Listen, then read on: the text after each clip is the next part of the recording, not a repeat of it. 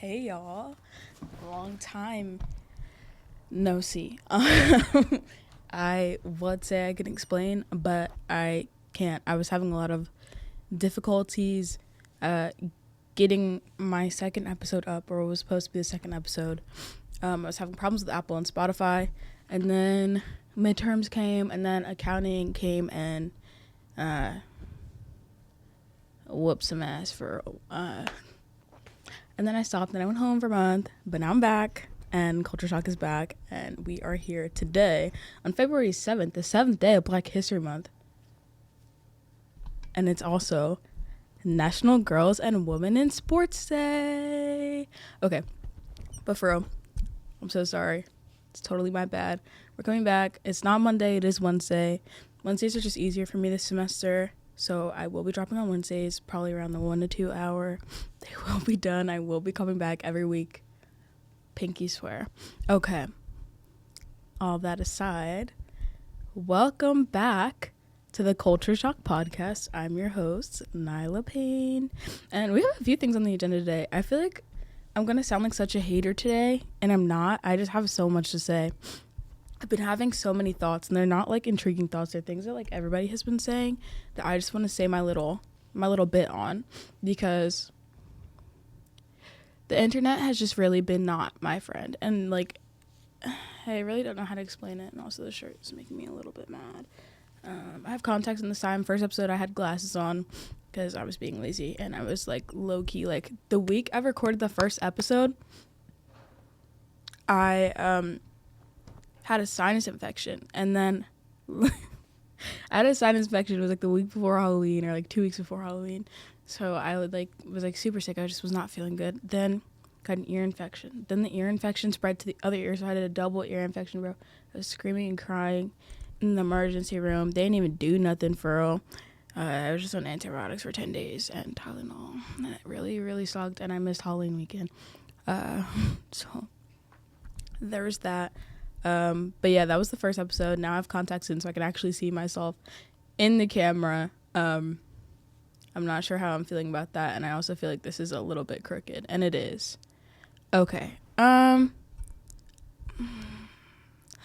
not gonna fix it, because if I do, I feel like something's gonna be weird. So we're just gonna be crooked today. Sorry, y'all. Tilt your phone or something. I don't know. First on the agenda today, I want to talk about the Grammys, because as most of you know, I am a sports art and entertainment management major. Last year I took a music business class, and we had like a whole assignment on the Grammys, so I watched the Grammys for the first time ever in its entirety last year. That was pretty interesting. The Grammys last year were pretty interesting. Beyonce got snubbed again, and it was just a mess, but low-key, like, it wasn't a terrible show. The performances were okay. This year, whole different story. I'm beginning to feel very impartial to the Grammys, and here's why. Like Jay-Z, we all saw Jay-Z's speech. First of all, that man was not lying. That man wasn't lying one bit, and neither was Kanye all them years ago with Taylor Swift. Don't jump up. Actually, jump on me if you want. I don't care. Yeah. Kanye was right all them years ago. Right message, incredibly wrong time. Incredibly wrong, and he's probably the reason why that woman is as successful as she is, because everybody felt it wasn't out of guilt. Like, obviously she like worked for what she got or whatever, but back to this year. If you haven't seen, you're probably living under a rock, or like just not interested in the Grammys, which is fine, but you didn't have to watch to hear about it. Jay-Z basically got accepted, or got what is this award called? The Dr. Dre Impact Award. And when he went on stage for his speech, he brought Blue Ivy on stage. And he was talking about how all these years ago, like, Will Smith boycotted the Grammys. It wasn't really a boycott because they still watched the Grammys. They just weren't there. And then Jay-Z did the same thing. And he was basically saying that, like, by the Grammys' own metrics, it doesn't make sense how they do, like, how they be awarding people the things that they do. And he was correct. He was like, by your own metrics, like, how do you give this woman, and not to embarrass her, but like, how do you give the woman with the most Grammys, 38 Grammys, and no albums of the year? You don't even believe that because you gave her 38 Grammys. And he clocked it. He ate them straight up. What can you say to that? Nothing. But yeah, there's a lot of discourse going on about album of the year at the Grammys. Last year was Harry's House. This year was Midnight. I just have a lot of feelings about this situation, so I'm going to start talking about them. This is Taylor Swift's slander, so you can skip ahead.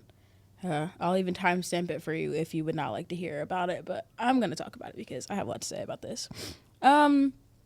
Yeah, so I'm not the biggest Taylor Swift fan. I listened to Folklore and Evermore. I worked both of her concerts this year. The concerts were great. It was a very nice show. I don't think Midnight was album of the year. Taylor Swift's own fans don't think Midnight was album of the year. And the argument I keep seeing, and another thing I'm also going to talk about with the Grammys, is like this Noah Kahan and Victoria Monet thing, because it's so stupid. The thing about like album of the year at the Grammys is not, it's literally against the Grammys voting rules to vote based on like numbers and charts. That's not allowed. It's what you feel the album of the year is, not who's most popular. Because in that case, Renaissance would have won last year. I just think it's crazy how these voting members just keep, Beyonce's so popular and she just won so much that I feel like she doesn't need album of the year. Let's be so for real. Taylor Swift calls herself Miss Americana, and rightfully so, because the whole country loves her. I'm not going to say much about that. I'm sure she's a lovely woman. Never met her. I don't know. I can't speak for her character or anything like that. I don't look into her. And also, she only shows you what she wants to be seen. And that goes for every celebrity. I'm not a person who likes to put celebrities on a pedestal, because at the end of the day, like, they're just another person. It's crazy to me. But, I mean, like, younger girls, I understand. At your big age of 20, get it. I was about to say get a job. I'm sure y'all have jobs, and this is just a very unhealthy obsession. I don't care. We need to be doing something more productive with our time, and you can support her without, it being ride or die. My life depends on Taylor Swift. Like, girl, please. I think Midnights was very much mid.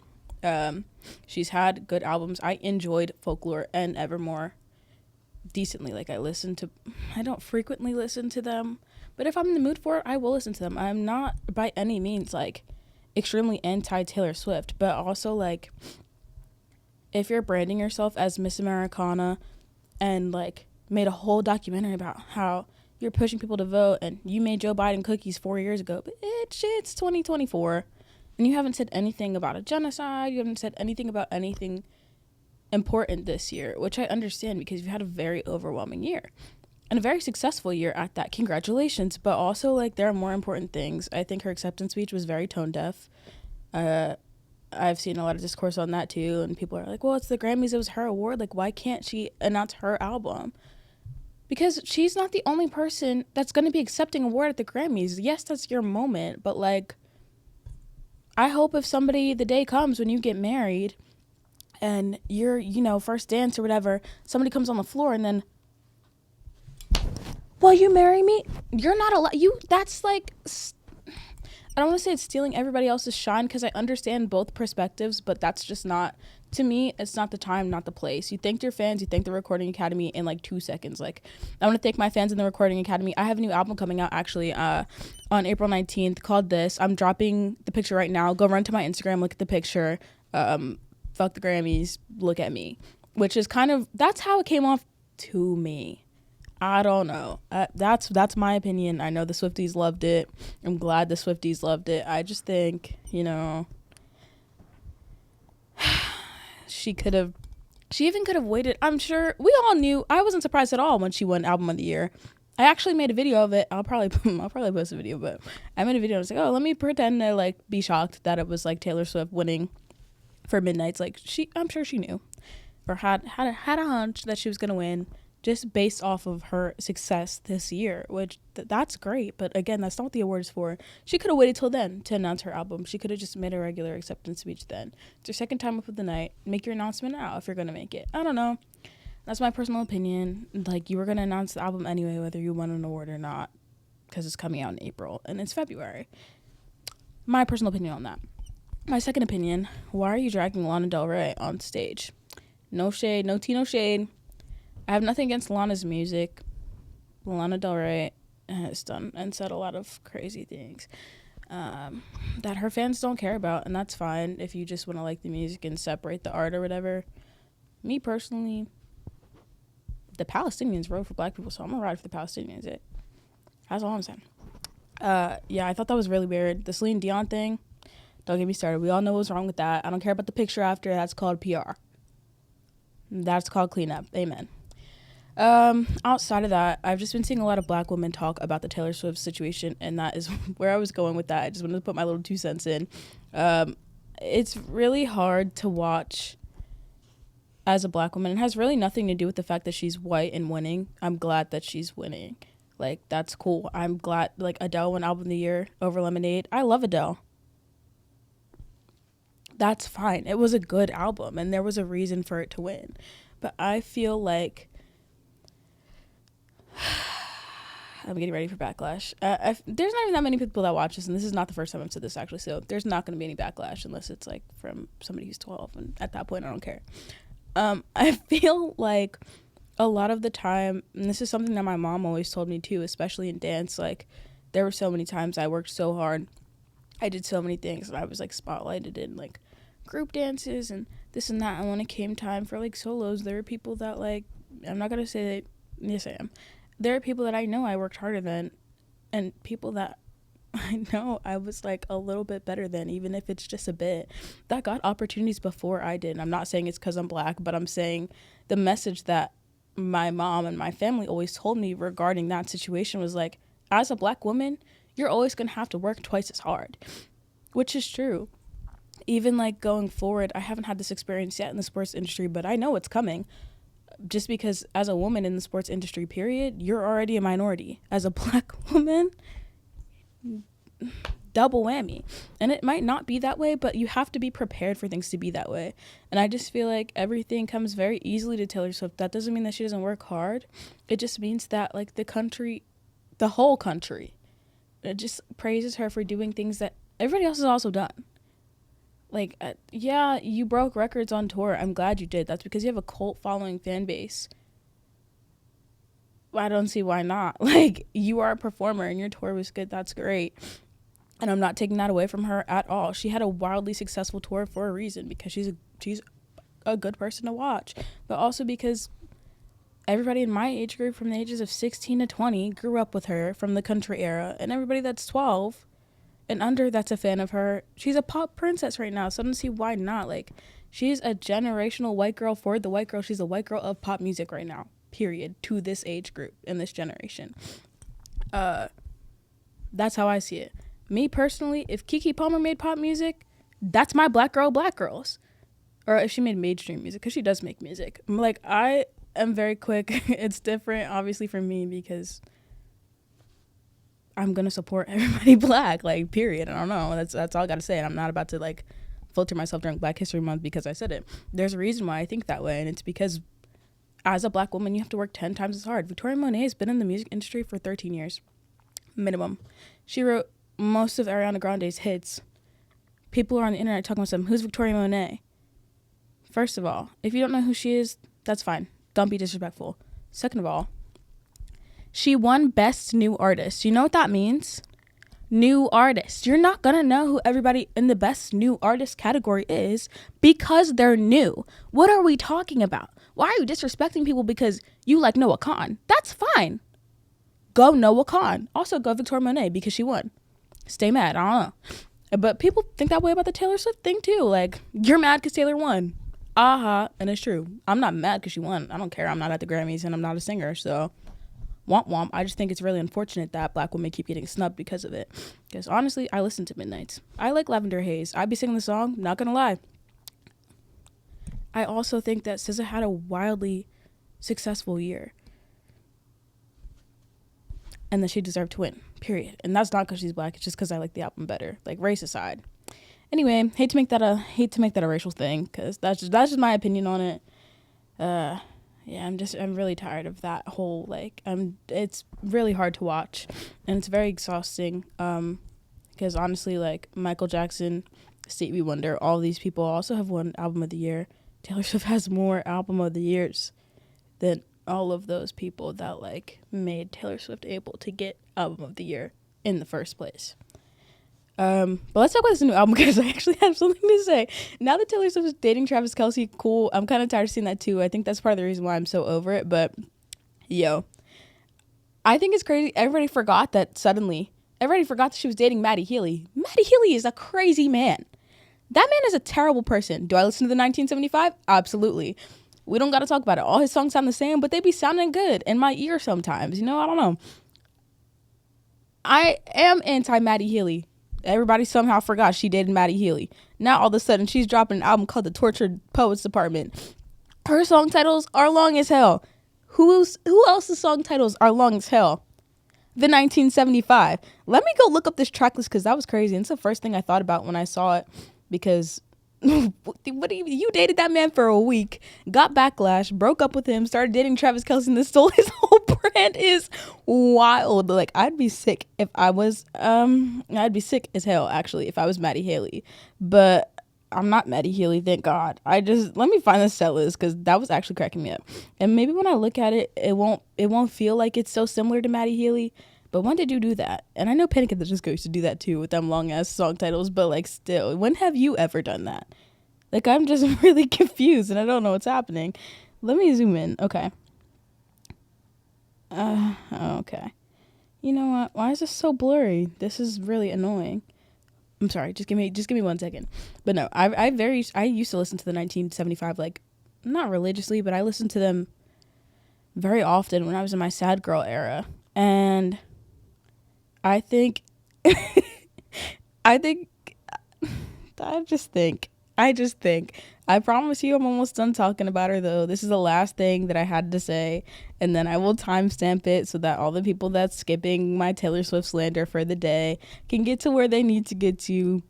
But I'm still looking for this track list. Where is it, bro? I know there's a song called So Long London. There's a song called But Daddy I Love Him.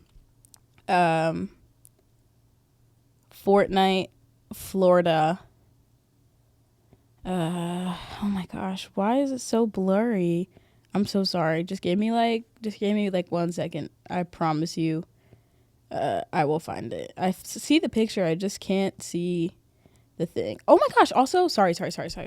While I'm thinking about this, I was looking up Taylor Swift on Twitter to find the track list. And what came up was Taylor Swift jet. Did y'all see that she is suing that boy for talking about how much her private jet flies? That's public information, man. And the fact that you're suing him means you know that you're doing something crazy. So maybe you should stop doing something crazy. I don't care if you take your private jet. You take your private jet every fucking day like it's a car. That's crazy.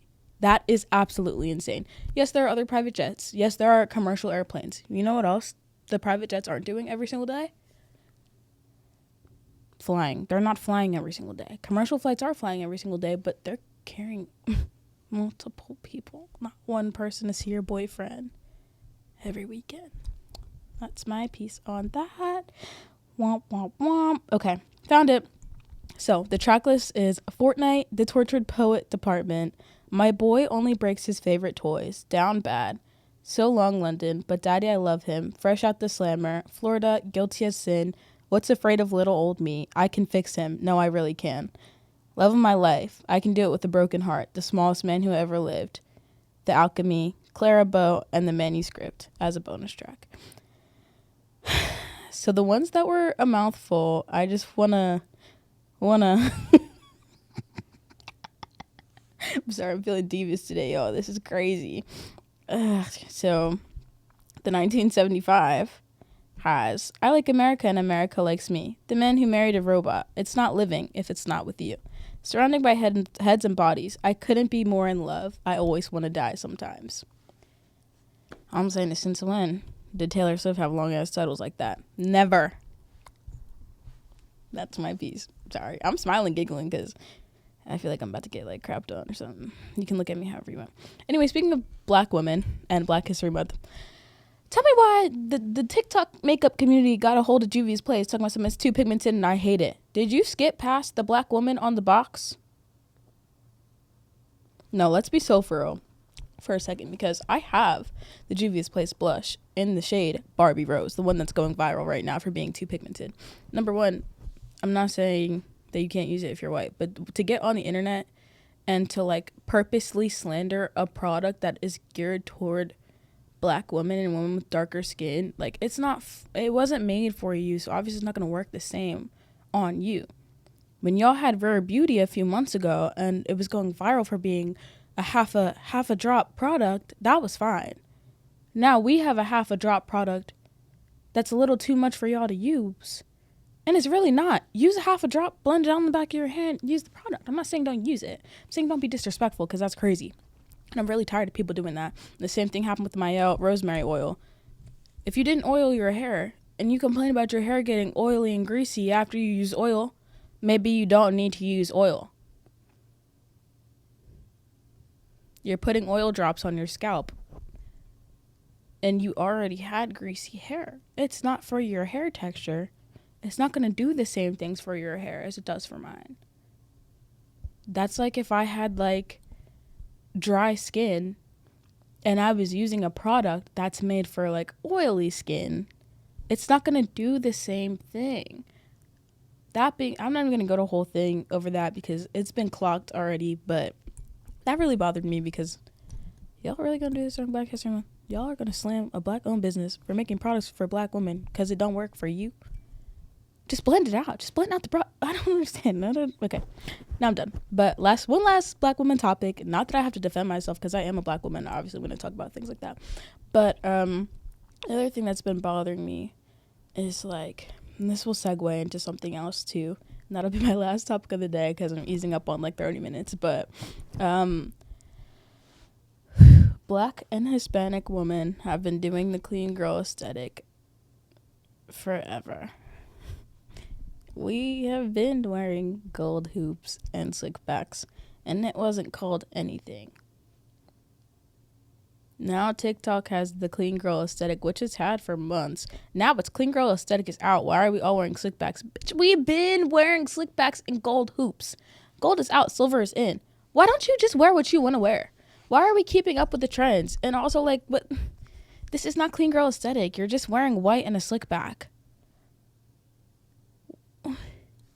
Why does that make you look and feel more clean? Uniform, sure. But, like, I don't understand. That thing is so stupid to me. I think the whole thing of, like, categorizing yourself into an aesthetic that's only exists online. What the hell is a blueberry girl, a tomato girl, mob wife aesthetic? You're wearing black and you have red nails. That's not a mob wife aesthetic, babe. I don't know. Like, it doesn't stress me out, but it's stupid. And then I watched this video of this girl talking about things that aren't trendy anymore, but she still likes. And I'm glad that she said that because, like, you don't have to like what's trendy. You don't have to fit into what's trendy. But also, like, you don't have to defend yourself for liking the things you like. She was talking about Steve Madden and Michael Kors. And, like, now the girls are like, oh, I hate Steve Madden and Michael Kors and Kate Spade and Coach. Like, this bag's only $300. Okay. And it's a cute bag. Buy the bag. Like, I don't understand. Everything is just, like, so, I'm tired. I'm so done with the TikTok aesthetic categories. I'm finished. I feel like I've always, like, if you want to wear white and neutrals, wear white and neutrals. If you want to wear color, wear color. Why do you have to call it something? Neon girl, Barbie girl, highlighter girl. Just be girl. Just be girl, please. Just be girl. That really be making me mad. What do you mean you're a blueberry girl? You just like the color blue. My favorite color is blue. That's where it ends. Please stop there. No more. I'm begging you. Please go outside, wear the color blue, and touch some grass. Thank you. I don't know. I feel like this just keeps coming back around. It happened with, like, the Hailey Bieber brownie lips. You're wearing brown lip liner. Why does it have to be called a food?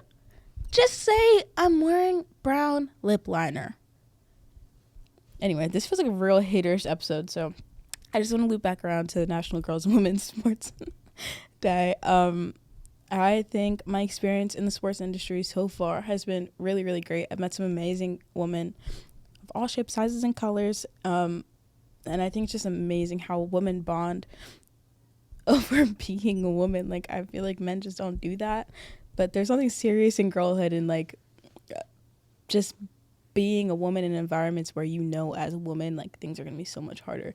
I feel like the glass ceiling is getting a little bit better. It's becoming more widely accepted to be a woman in the sports industry, but there's always somebody, there's always a man that's going to be like, oh, can you name 5 players? Do you know all 32 teams in the NFL? Do you even watch baseball? No, I don't watch baseball. But I still work here and you still don't, so who's going to check me? Like, I can like things without being obsessed with them. Do I love football? Absolutely. Can I name all 32 NFL teams? Sure. Why do you have to know that, though? Why do I have to prove myself worthy of this job to you? That's why this day exists. I'm sure you knew that, but I just wanted to say that it's really hard being a woman sometimes in general. It's really hard being a woman in male-dominated spaces in general.